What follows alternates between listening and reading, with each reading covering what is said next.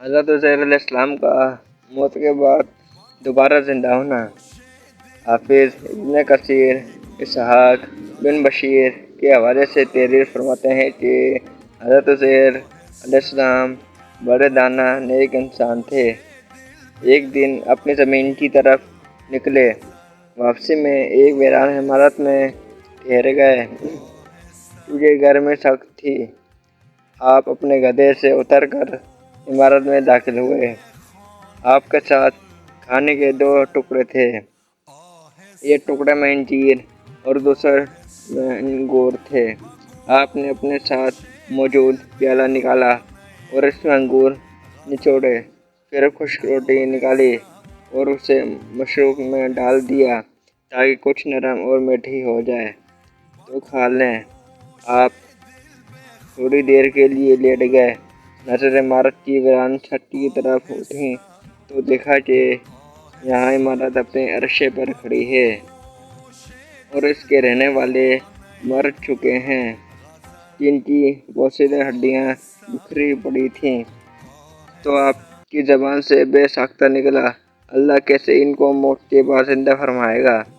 آپ کو یہ شک نہیں تھا کہ اللہ ان کو زندہ نہ فرمائے گا، بلکہ اس کے طریق و کیفیت پر تعجب کرتے ہوئے فرمایا تھا۔ پھر اللہ عز و جل نے حضرت جبرائیل علیہ السلام کو ان کے پاس بھیجا، جنہوں نے حضرت عزیر کی روح قبض کر لی، اور پھر 100 سال تک اللہ نے ان کو یوں ہی موت کی نیند سلائے رکھا۔ اس دوران بنی اسرائیل میں بہت سے واقعات و حادثات رونما ہوئے اور بیت المقدس پھر آباد ہو کر پررونق شہر بن گیا۔ پھر اللہ تعالیٰ نے آپ میں روح پھونک دی، آپ زندہ ہو کر بیٹھ گئے۔ تو فرشتے نے پوچھا، آپ یہاں کتنی مدت رہے؟ جواب دیا، 1 دن یا دن کا کچھ حصہ۔ دراصل آپ دن کے شروع میں آرام فرما ہوئے تھے اور اس وقت غروب آفتاب کا وقت تھا۔ فرشتے نے کہا، نہیں، بلکہ آپ 100 برس تک اس حالت میں رہے۔ آپ اپنا کھانا پانی دیکھیے، اپنے کھانے پانی کو دیکھیے جو بدلا تک نہیں۔ سورہ بقرہ آیت نمبر 259۔ جب حضرت عزیر نے اپنے کھانے کی طرف نظر ڈالی تو انگور کا شیرہ اور خشک روٹی اپنی اس حالت میں تھی، دونوں میں کوئی فرق پیدا نہیں ہوا تھا۔ اسی طرح انجیر اور انگور بھی اسی طرح تر و تازہ تھے۔ پھر آپ کے دل میں بتائی گئی مدت کے بارے میں انکار کا خیال پیدا ہوا تو فرشتے نے کہا، آپ میری بتائی ہوئی مدت کو بعید و غلط سمجھ رہے ہیں۔ تو پھر ذرا اپنے گدھے کی طرف تو دیکھیے۔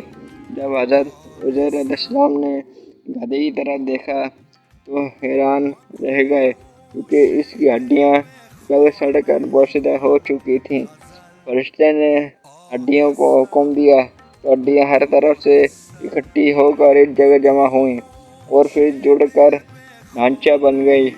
حضرت عزیر حیران ہو کر اللہ کی قدرت کا نظارہ دیکھ رہے تھے۔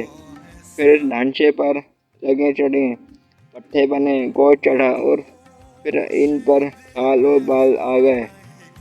پھر فرشتے نے اس میں پھونک ماری تو گدھا آسمان کی طرف اپنا سر اور کان اٹھائے آوازیں نکالتا کھڑا ہو گیا۔ جب حضرت عزیر نے قدرت الہی کی یہ نشانیاں دیکھیں تو شہر کو پہلے سے زیادہ بارونق پایا تو بول اٹھے کہ میں یقین کرتا ہوں کہ اللہ ہر چیز پر قادر ہے۔